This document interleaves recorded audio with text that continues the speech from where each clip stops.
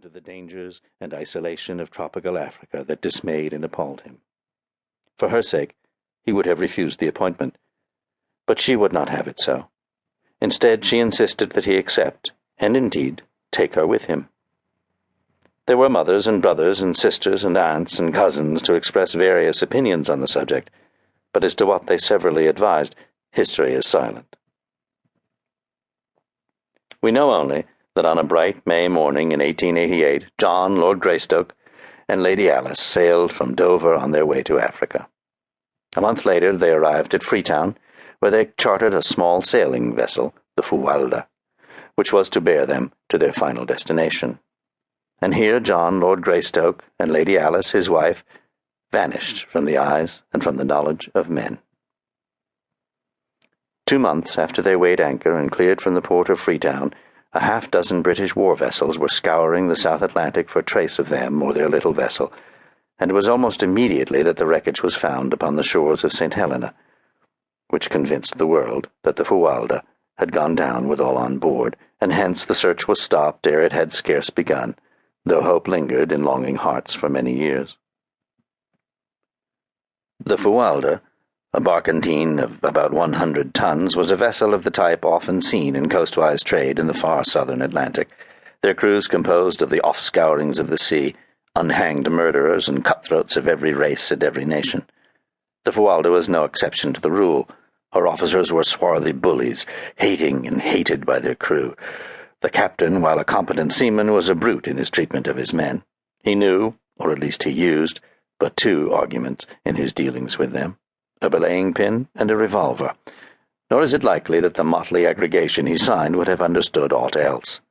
So it was that from the second day out from Freetown, John Clayton and his young wife witnessed scenes upon the deck of the Fuwalda, such as they had believed were never enacted outside the covers of printed stories of the sea. It was on the morning of the second day that the first link was forged of what was destined to form a chain of circumstances, ending in a life for one then unborn, such as has probably never been paralleled in the history of man. 2 sailors were washing down the decks of the Fuwalda. The first mate was on duty, and the captain had stopped to speak with John Clayton and Lady Alice. The men were working backwards toward the little party, who were facing away from the sailors. Closer and closer they came, until one of them was directly behind the captain. In another moment he would have passed by, and this strange narrative had never been recorded. But just that instant the officer turned to leave Lord and Lady Greystoke, and as he did so, tripped against the sailor and sprawled headlong upon the deck, overturning the water pail so that he was drenched in its dirty contents. For an instant the scene was ludicrous, but only for an instant. With a volley of awful oaths, his face suffused with the scarlet of mortification and rage, the captain regained his feet, and with a terrific blow felled the sailor to the deck. The man was small and rather old, so that the brutality of the act was thus accentuated.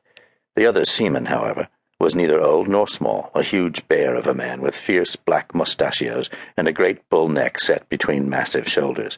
As he saw his mate go down, he crouched, and with a low snarl sprang upon the captain, crushing him to his knees with a single mighty blow. From scarlet, the officer's face went white, for this was mutiny, and mutiny he had met and subdued before in his brutal career.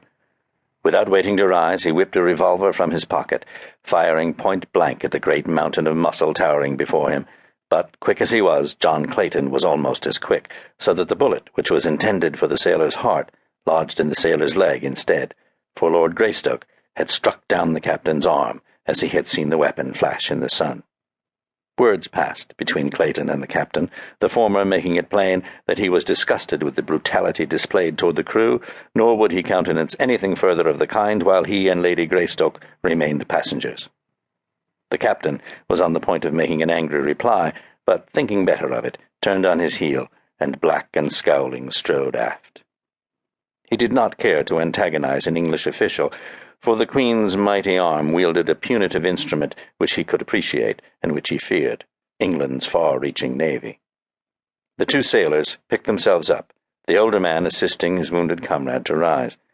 The big fellow, who was known among his mates as Black Michael, tried his leg gingerly, and finding that it bore his weight, turned to Clayton with a word of gruff thanks. Though the fellow's tone was surly, his words were